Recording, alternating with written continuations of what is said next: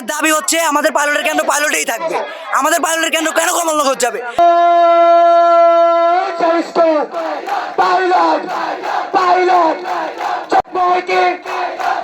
আমরা এখানে প্রাক্তন পাইলটের স্টুডেন্টরা সহ বর্তমান পাইলটের এসএসসি পরীক্ষার্থী সবাই উপস্থিত আছে এখানে। আমাদের এই পাইলটের কেন্দ্র কমলনগর স্থানান্তর করা হয়েছে, যেটি কোনো যুক্তির ভিতরেই নেই। আমাদের প্রধান শিক্ষক 3 বার ইউনো অফিসে গিয়েছে এবং কুমিল্লা বোর্ডে গিয়েছে, কিন্তু ইউনো মহোদয়ের গাফিলতির কারণে আমাদের এই পাইলটের কোনো সুপারিশ তিনি করেন নাই, যার কারণে আমরা 5 তারিখে রাস্তা ছেড়ে দিয়েছি। কিন্তু আজকে আমরা রাস্তা ছাড়বো না যতক্ষণ পর্যন্ত এখানে ইউনো মহোদয় আসবেন অথবা আমাদেরকে লিখিত কাগজ দিতে হবে। আমাদের দাবি হচ্ছে আমাদের পাইলটের কেন্দ্র পাইলটেই থাকবে। আমাদের পাইলটের কেন্দ্র কেন কমলনগর যাবে? আমরা ইতিমধ্যে অবগত হয়েছি যে আলেকজান্ডার পাইলটের কেন্দ্র পড়েছে মিলাদ একাডেমিতে, এখান থেকে প্রায় 25 কিলোমিটার দূরে। তো এটা অত্যন্ত অমানবিক বিষয় যে একজন শিক্ষার্থী তার কেন্দ্র থেকে, তার স্কুল থেকে 25 কিলোমিটার পরীক্ষা দেওয়া। এটা অত্যন্ত গ্রাম অঞ্চল, যেখানে সহজে ট্রান্সপোর্ট পাওয়া যাবে না।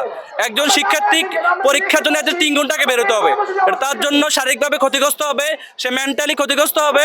তো আমরা চাই বাংলাদেশের প্রত্যেকটা প্রতিষ্ঠান শিক্ষার্থী সমানভাবে পরীক্ষা দিক। সেই হিসেবে পাইলটেরও সেই অধিকারটা আছে সমান পরীক্ষা দেওয়া। তাদের সাথে বৈষম্য করা হয়, রেজাল্টে প্রভাব পড়বে, তাদের ক্যারিয়ারে প্রভাব পড়বে। আমরা চাই সরকারের এই দৃষ্টি আকর্ষণ করতেছি, তারা যাতে এই ব্যাপারটাকে সুদৃষ্টি দেয় এবং পাইলটের কেন্দ্র তার আশেপাশে দেয়। আসসালামু আলাইকুম। আমাদের এই রাজপথ আমাদের বাচ্চারা ছাড়বো না, আমরাও ছাড়ব না।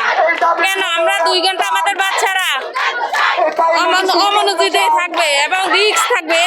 2 ঘন্টা আমাদের বাচ্চারা এই পড়ালেখায় মনোযোগ দিবে এবং যাওয়ার সময় তারা কত বর্ষাকাল থাকবে, ওই সময় কিভাবে আমাদের বাচ্চারা পরীক্ষা দিতে যাবে? এই রিস্ক কে নিবে? যতক্ষণ পর্যন্ত আমাদের দাবি না মানবো ততক্ষণ পর্যন্ত বাচ্চারাও পথ ছাড়বে না, আমরা গার্ডিয়ানেরও রাজপথ ছাড়বো না। গত 30 ডিসেম্বর যখন আমাদের এই সিদ্ধান্ত আনা হয় যে আমাদের পাইলট স্কুলের কেন্দ্র পরিবর্তন করে আমাদের কমলনগর নিয়ে যাওয়া হয়, তখন আমাদের সাবেক সকল পাইলটিয়ান শিক্ষার্থীরা এটা ফেসবুক মাধ্যমে, সামাজিক মাধ্যমে ছড়িয়ে দেয় যে এই দাবি আমরা মানি না। এর পরবর্তীতে আমরা গত 1 তারিখে 1 জানুয়ারি আমরা আন্দোলনের ডাক দিই। এই আন্দোলনে আমরা আন্দোলন করি। আন্দোলনে আমরা প্রথমে আমাদের প্রধান শিক্ষকের সাথে কথা বলি। তিনি আমাদেরকে সামান্যতম একটু আশ্বাস দেওয়ার পরে আমরা ওনার আশ্বাস না মেনে আমরা ইউনো অফিসে যাই। কিন্তু ইউনো অফিসে না ছিল ইউনো স্যার, না ছিল শিক্ষা অফিসার। আমরা সেখান থেকে ফিরে এসে স্কুলের গেট অবরুদ্ধ করি এবং সেখানে আমরা অবস্থান নেই। প্রায় আধা ঘন্টা 2 ঘন্টা পরে আমাদের হেড স্যার আমাদের কাছে এসে একটা আশ্বাস দেন যে গত 5 তারিখ তিনি আবেদন করবেন এবং তিনি আমাদের 6 তারিখের ভিতরে একটা সিদ্ধান্ত জানাবেন। কিন্তু গত 5 তারিখে আমাদের প্রধান শিক্ষক ইউনো স্যার রুমে গিয়ে যখন বলেন ইউনো স্যারকে সমস্যাটা, কিন্তু ইউনো স্যার কোনো কথা তেমন পাত্তা দেয়নি।